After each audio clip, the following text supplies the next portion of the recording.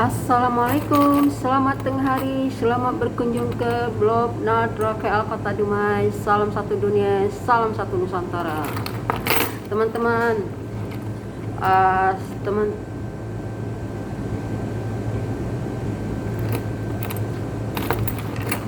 message teman-teman yang sama-sama TKW dengan Kak Nadra. Salam TKW dari Kak Nadra ya. Kita sama-sama TKW. Karena TKW dari Indonesia menetap di Malaysia. Di seluruh dunia ada TKW Indonesia. Tak kira lah di Hong Kong, di mana-mana ya. Salam dari Kak Nadra.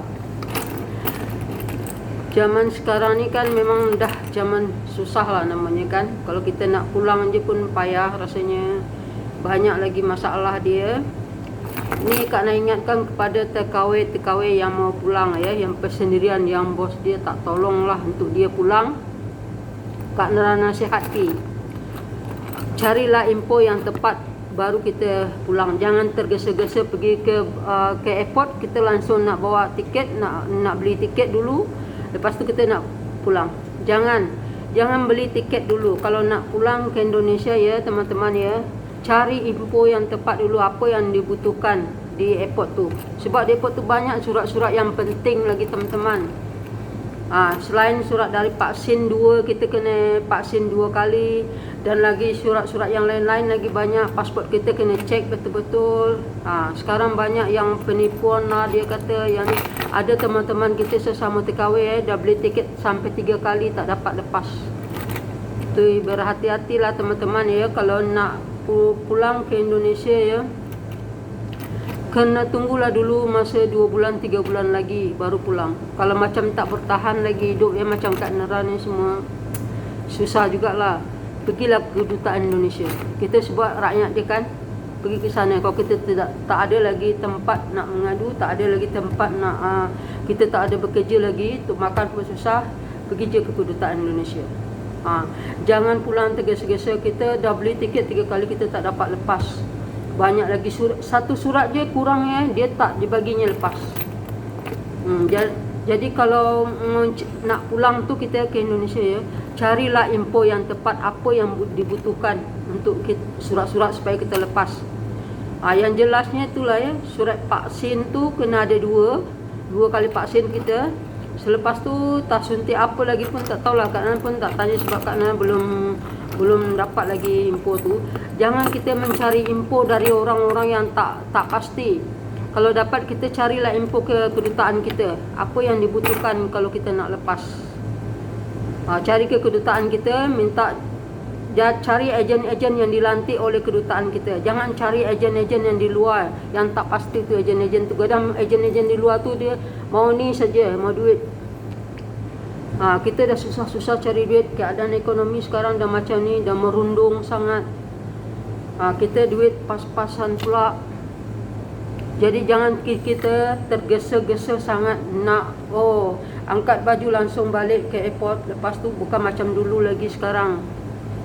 Kita cari info dulu, atau kita cuti 1 bulan, kita cari info apa yang dibutuhkan untuk kita boleh lepas naik pesawat misalnya ya. Taklah sekarang satu surat je tak lepas. Dah ada Kak nak tengok ya, dia jadi TKW dekat Malaysia ni, kerja kontrak dia sampai 3 kali dia tak lepas.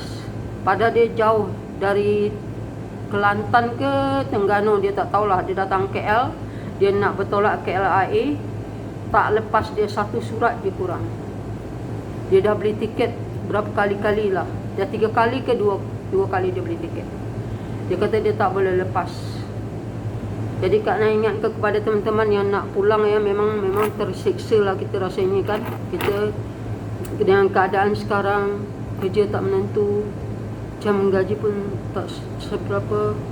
Selepas tu kita nak pulang pun keadaan banyak sangat rintangannya.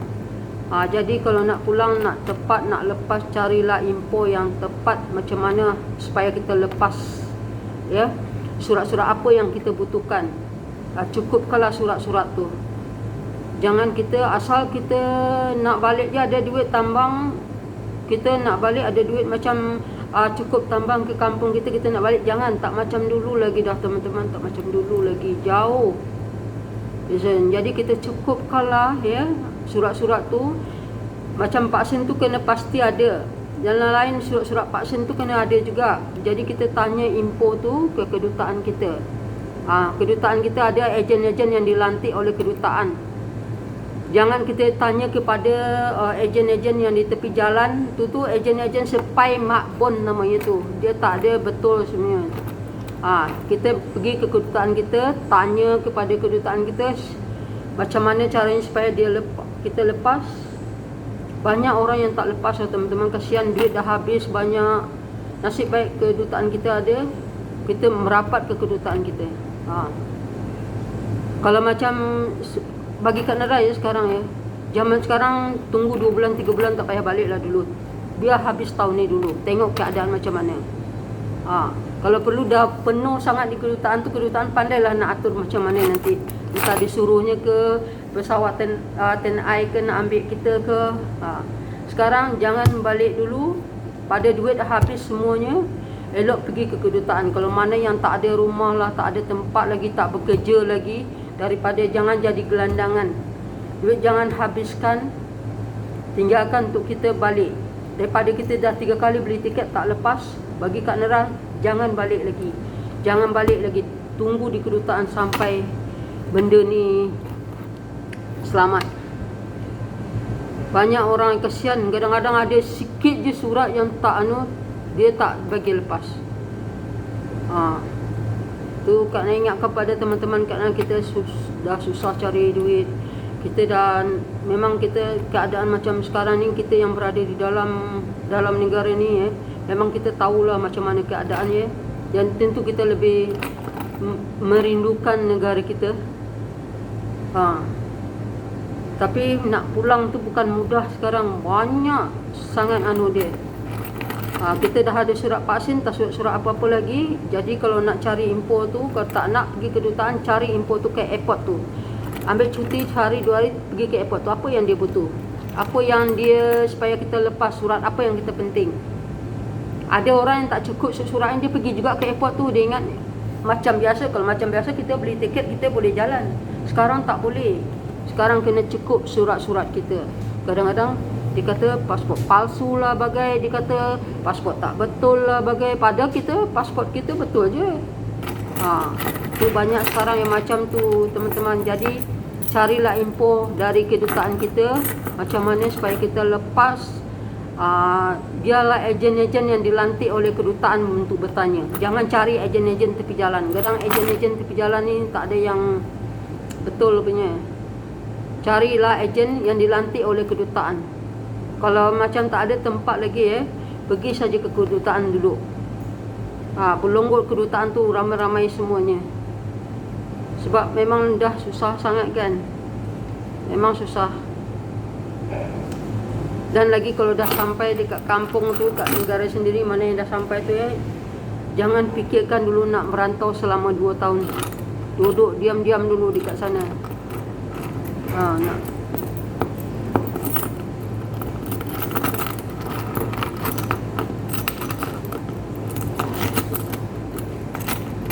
Jangan dipikirkan dulu kita nak merantau dulu selama 2 tahun, jangan. Biarlah dulu keadaan dunia ni semuanya okey, baru kita fikirkan nak merantau. Ke negara mana pun jangan dulu pergi. Tetap di negara kita sendiri. Atau berkebun ke di kampung tak apalah. Berkebun ke, berniaga ke, jual-jualan ke, boleh je di kampung kita. Jangan fikirkan dulu, saya nak pergi merantau ke Arab Saudi, jangan fikirkan. Kalau dah sampai di negeri sendiri, jangan dipikirkan keluar dulu selama 3 tahun paling dia. Biar dunia ni aman damai dulu dari benda-benda macam ni. Sebab kebanyakan di mana negara sekarang sama punya. Tak ada banyak dia. Lagi bagus dah sampai balik tu susah-susah macam mana pun di negara sendiri, duduk je dulu di negara sendiri diam-diam. Tak payah keluar-keluar. Dan lagi kalau dah selesai besok semuanya, kalau dah okey, dunia sudah okey semuanya, okey. Kita nasihatkan kepada tekawai yang merantau di usia muda kan. fotokopilah pasport kita, fotokopi. Kalau kita di mana kita bekerja ya, fotokopi, simpan yang fotokopi itu untuk kita sendiri. Kadang-kadang kita bekerja tempat orang ya, pasport kita diambil di majikan kita atau dipegangnya, takut kita lari lah. Kadang-kadang lah ada yang macam tu. Jadi fotokopi yang pasport kita, apa-apa surat kita, fotokopi, simpan yang fotokopi. Kalau diambilnya yang ori, simpan fotokopi untuk kita, jangan dibagi-bagi dengan siapa-siapa. Okey. Kadang-kadang ya ada bos yang ambil tahu, dia ambilnya dulu pasport kita supaya kita jangan lari lah macam tu. Jadi fotokopi, simpan fotokopi itu, jangan dibagi tahu yang fotokopi itu ada dengan kita. Sebab kalau apa-apa terjadi dengan kita bekerja di tempat yang baru, kadang keadaan ekonomi apa sekarang ni macam ni kan, kita ada yang pasport kita fotokopi dengan kita. Jangan dibagi fotokopi dengan siapa-siapa. Ini untuk mana TKW yang nak merantau lah. Kalau sudah selesai nanti ya, ada yang nak merantau, ada Kak Nan dapat ya, waktu berjoging hari tu ya, dia bekerja di satu tempat tu lah, Kak Nan tak payah cakap lah ya. Pasportnya dipegang majikan dia, lari dari majikan tu. Apa pun tak ada dia, kosong dia. Selepas tu dia nak pergi mana pun tak boleh. Sebab dia kata dia tak tahan dengan majikan dia tu. Jadi dia lari. Dia lari bawa baju saja, pasport dia tak bawa. Tu Kak Nan bagi tahu dengan dia, kenapa tak bawa pasport? Tak ada fotokopi, tak ada. Lain kali Kak Nan ingatkan kepada perantau-perantau ya, fotokopi tu harus ada spare untuk kita di dalam beg kita, melainkan dari pasport yang original. Okey, faham tak apa yang Kak Nan cakap? Melainkan dari yang original. Original tu memang harus kita pegang juga. Manalah tahu kalau kita bekerja dalam satu tempat yang letaklah jadi pembantu rumah lah misalnya ya, jadi orang gaji lah, kalau di sini orang gaji. Pasport yang ori tu kadang-kadang majikan kita dia pegang tau.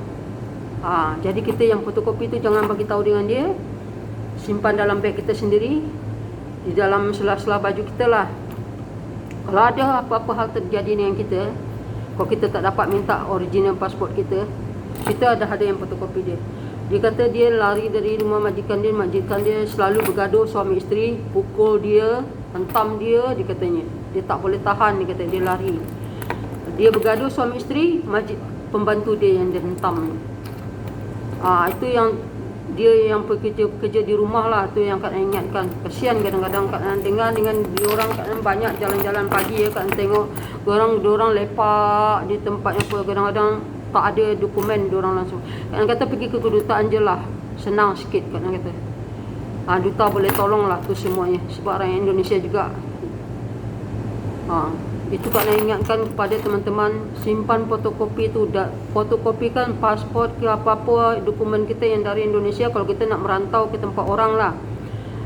Majikan kalau diambilnya pasport kita ada yang fotokopi yang di dalam ni, jadi kita boleh serahkan kepada duta kita. Tapi kalau tak ada tu nanti susah juga. Susah juga kedutaan kita. Jadi itu simpan fotokopi tu, seliplah di mana-mana ke, di celah mana ke, jangan dibagi tahu yang ada fotokopi. Kadang-kadang sekarang banyak masalahnya. Kadang original disimpannya, dia tak bagi yang kita, takut kita lari. Lalu kita kadang-kadang disiksa juga di dalam tu. Kadang nasib lah tu, kadang dapat bos yang baik, ya baik. Dapat bos tak baik, ada tersiksa di orang kadang-kadang bekerja yang jadi TKW ni. Itu yang Kak ingatkan para TKW Kak Nan ni, sebab banyak bercampur, nampak lah orang-orang yang macam mana kesusahan tu. Tapi Kak Nan memang tak boleh tolong lah, sebab Kak Nan pun kena tolong diri Kak Nan sendiri dulu. Jadi Kak Nan sekedar menasihati aja mana yang akan datang, mana yang akan pulang. Itu yang Kak Nan nasihati. Fotokopi simpan, jangan dibagi tahu yang kita ada nyimpan fotokopi. Jangan dibagi tahu. Itu hak kita sendiri, simpan. Kalau dia nak ambil pasport kita misalnya, sebab dia kononnya kita pekerja dia, tak apa dia pegang. Tapi kalau macam dia baik, okey lah. Kalau dia seksa kita boleh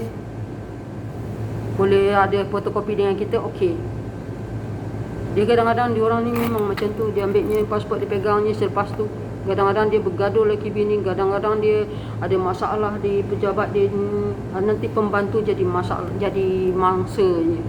Jadi pembantu mana yang apa, dia tak tahan, dia lari tak ada dokumen apa-apa, sebab majikan dah pegang. Kalau minta, kena hantam lagi. Mungkin dia dapat lari time subuh-subuh ke, Itulah yang Kak ingatkan, simpan fotokopi tu atau dia celah-celah seluar kita, jangan dia nampak. Dan lagi yang mana gaji tak bayar juga, yang mana gaji yang tak bayar tu, kalau kita masuk ke rumah orang tu, catat nombor rumah orang tu, nama dia, macam alamat dia, jalan dia. Selepas tu bila kita keluar, dia tak bayar gaji kita, kita boleh buat report dia. Banyak yang terkawin, ada yang tak dibayar gaji dia, yang tak apa. Memang kesian lah. Tapi macam mana lah, yang kita tak dapat nak tolong, hanya kedutaan kita saja yang boleh menolong. Itulah salam terkawin dari Kak Neraya. Jaga-jaga hati-hati kita ni. Memang cari rezeki memang susah. Kalau memang susah, di mana-mana kita susah punya. Okey, lain kali kita kongsi lagi. Assalamualaikum teman-teman.